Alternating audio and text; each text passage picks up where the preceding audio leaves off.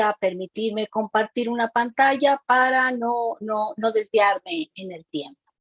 Pues sí, esta es una lectura, digamos, filosófica de una novela que se llama Campeón Gabacho, y he titulado la presentación en Campeón Gabacho, la lectura como sabotaje y puerta abierta al existir. Tengo como propósitos, lo que quiero hacer en esta presentación es realizar una reflexión sobre la función de sabotaje en tanto liberadora de la lectura en la novela de Aura Shilonen. Esta novela Aura Shilonen la escribió a los 19 años y ganó un premio. Ahorita vamos a decir por qué. Liborio, que es el personaje principal, a partir de leer a escondidas, modifica su comprensión del lenguaje, del mundo y de las emociones. Y también se presentará al protagonista como la imagen representativa de las vivencias y las situaciones laborales que transitan muchos de los migrantes mexicanos en Estados Unidos.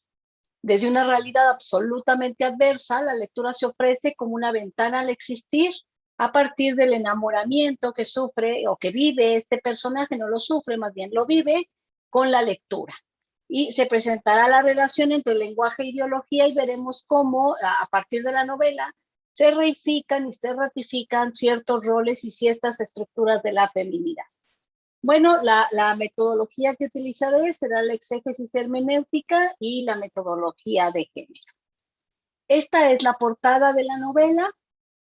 Es una portada evidentemente muy sugerente y quiero dar unos pequeños datos de la autora que es muy desconocida, pero ya obtuvo el premio Mauricio Achar de literatura de primera novela en 2015 cuando ella tenía 19 años. Ahora es una chica que se acaba de licenciar en cinematografía y artes. Ahora sí, esta novela, ¿qué es lo importante de esta novela? Bueno, el personaje, el Liborio, es un chico migrante que pasa como migrante a Estados Unidos, que vive las vejaciones, el miedo, la persecución, tiene que esconderse en un hoyo que está lleno de víboras y siente como las víboras le caminan por el cuerpo. Es una novela que nos permite sentir lo que viven los migrantes en Estados Unidos. Y él, después de ir y buscar trabajos en diferentes lugares, consigue en una librería en donde la librería casi no vende. Y él descubre pues parte de la corrupción entre los negocios y las aseguradoras. Pero en este descubrimiento de encontrar a un Estados Unidos que no es el sueño americano, él, como nadie va a comprar, entonces lo que hace es tomar prestados los libros a escondidas del dueño y en un como cuarto muy mal habilitado, sin cama, en donde él duerme arriba de la librería, él prende una vela y empieza a leer. Empieza a leer diccionarios, libros de autoayuda, hasta que va enciclopedias, y él va conociendo la lectura y va identificándose con un proceso de un mundo que no es el mundo que se le ha ofrecido a él. Él es un muchacho huérfano en México que vive con una que él llama tía y no es tía, sino en realidad es la señora de la casa donde trabajaba su madre y que su madre al morir se lo deja y la señora lo detesta, lo humilla, hasta que finalmente este muchacho acaba dejando la escolaridad primaria. Entonces es un chico muy ignorante, pero un chico muy capaz. Entonces cuando empieza a leer, empieza a modificar y nosotros en la novela vamos viendo cómo la resistencia se va dando a través de la lectura.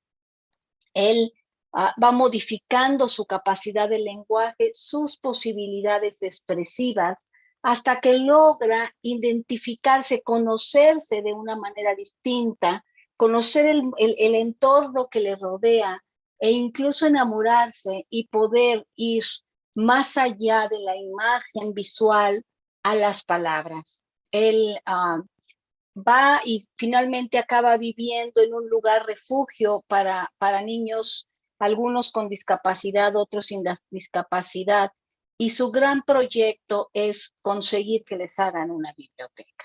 Entonces vamos viviendo un proceso maravilloso de una persona ajena completamente a la lectura y casi, o sea, a la lectura placentera y por supuesto casi ajeno al acto de leer, hasta un joven que encuentra otra posibilidad de existencia, otros mundos, unas formas de resistir a la violencia que él vive cada día a partir del lenguaje, a partir de la lectura. Entonces, nosotros vemos que le dieron el premio nos dice, entre las cualidades que más destacó el jurado, fue su uso del lenguaje que no se siente como un Spanglish, sino como un ingleñón. Esto es algo muy interesante porque el Spanglish es una forma muy de uso discursivo en la frontera mexicana, en la frontera con Estados Unidos. Entonces, esta forma de resistencia, de mezclar incluso en las palabras, no una palabra en inglés y otra en español, sino en las mismas palabras fusionar dos idiomas, nos parece muy interesante. Voy a poner un ejemplo. Where vas? A tomar el sol porque allá adentro parece un fucking tumba. Ay, no, que no está chido mi business, pero aguanta, bro, nomás saco el campeón y me voy a las nubes.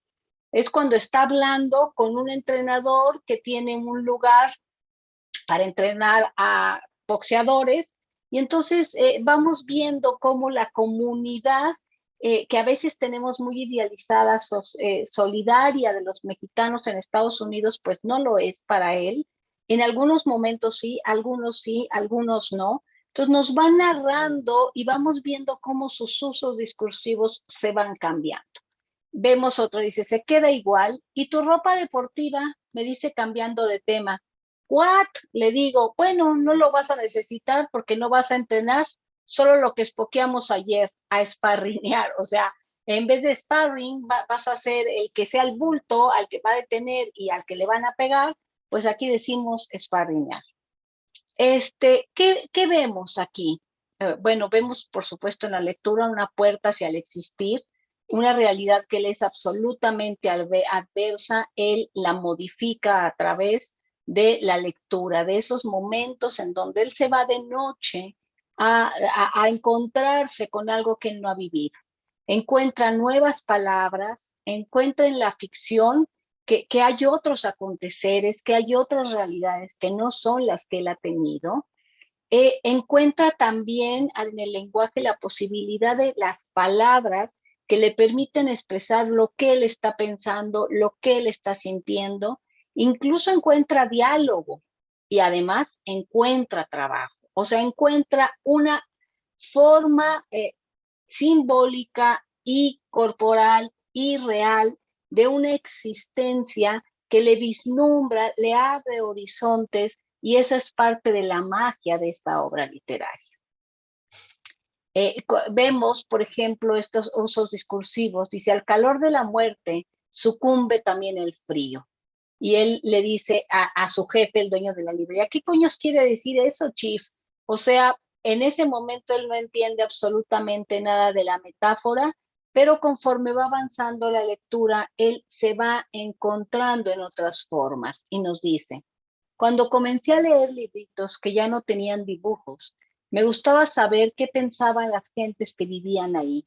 Apelmazados entre sus páginas, sin necesidad de abrir la boca, era como un fucking fisgón de todo cuanto sucedía en sus interiores.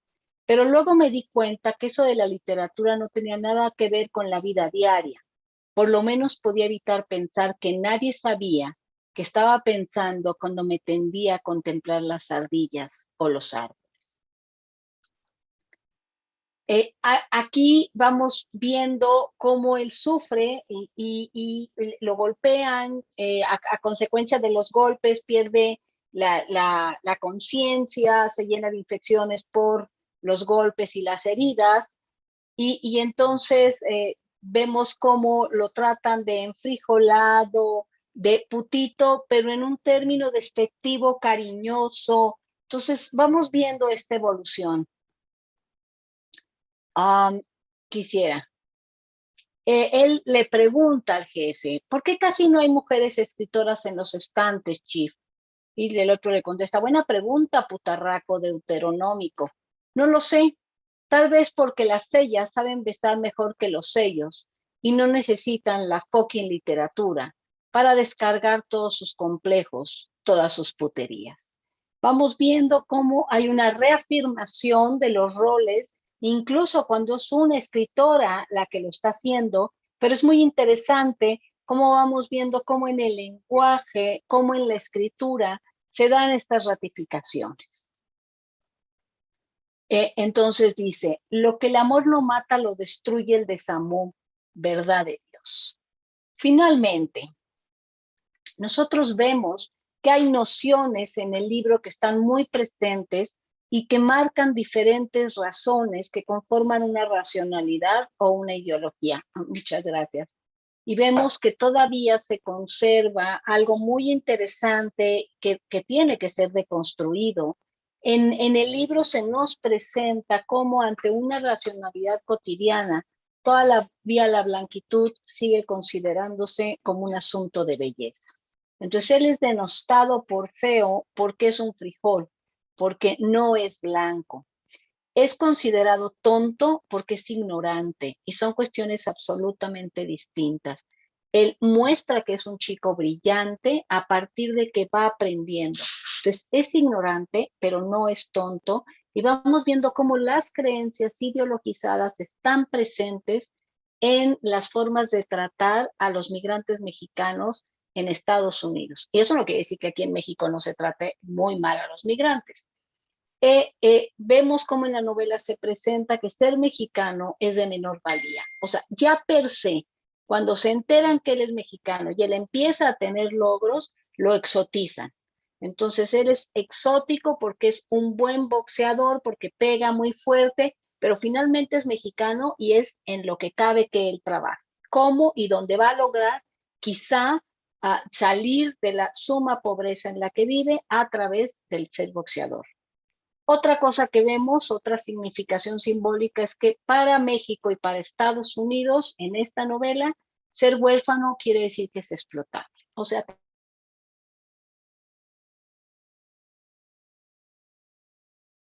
la doctora Adriana. Doctora Adriana, no sé si estamos conectados ahora. sí, sí, muchas gracias. Fue un Claro, problema de internet.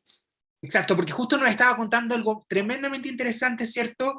En relación a las nociones ideológicas de exotización de lo mexicano en Estados Unidos. Entonces quisiéramos quizás que concluyera ese punto que estaba muy interesante. Claro, claro, lo termino, estaba ya hacia el final y lo que yo quería decir es que yo titulé esta ponencia como una ruptura, un boicot, la lectura como un boicot, la lectura como resistencia y como posibilidad de existir. Y entonces yo decía que en esta novela justamente se le exotiza. ¿Por qué se le exotiza al personaje Liborio? Porque bueno, Liborio es pobre, Liborio es indígena, Liborio es mexicano, Liborio es huérfano, y él ha tenido de las mujeres que ha conocido todo el rechazo, toda la violencia. Y en la novela se le empieza a dignificar y a considerar como un ser humano cuando se le empiezan a borrar estos elementos en su ser a partir de que él demuestra que es muy bueno en el boxeo. Pero justamente es como un borramiento y al mismo tiempo una exaltación. Y en eso es que digo yo que es la exotización, porque es, sí, ahora sí te veo como un migrante, pero eres un migrante que tiene posibilidades de éxito y tiene posibilidades de darnos dinero. Sí, no eres blanco. Pero eres mexicano, que acá ya no va a ser el mexicano migrante que está en la pizca, sino el mexicano que nos va a producir dinero, bienestar y un momento de descarga emocional, que es la asistencia al boxeo. Vamos a borrar tu sentido de huérfano porque ya estás viviendo en una comunidad en donde te han acogido como una familia y entonces el sentido de explotable empieza a diluirse porque ya esa familia empieza a luchar, digamos, por tus derechos. Entonces, la novela plantea, digamos, yo lo puse sabotaje, porque la novela plantea pequeñas irrupciones a estas comprensiones ideológicas del ser mexicano migrante en Estados Unidos. Él es un mexicano migrante que cumple con todos los elementos de las creencias de un prototipo de una persona que va a Estados Unidos hasta que él se vuelve una persona con posibilidades de éxito, y cuando es con posibilidades de éxito, entonces desaparecen y se realzan algunos de los elementos que antes eran motivos de burla. Pero a su vez, la novela nos muestra cómo él va rompiendo hacia su existencia estas comprensiones de sí mismo y se va conformando en una persona que tiene posibilidades de recrearse, de sabotear, de irrumpir esas concepciones de exótico, de personaje exótico, y de rehacerse. No sabemos cómo va a terminar la novela porque tiene un final abierto, pero es un personaje que termina en la novela vislumbrando opciones de existencia. Y bueno, hasta ahí sería mi participación. Muchas gracias.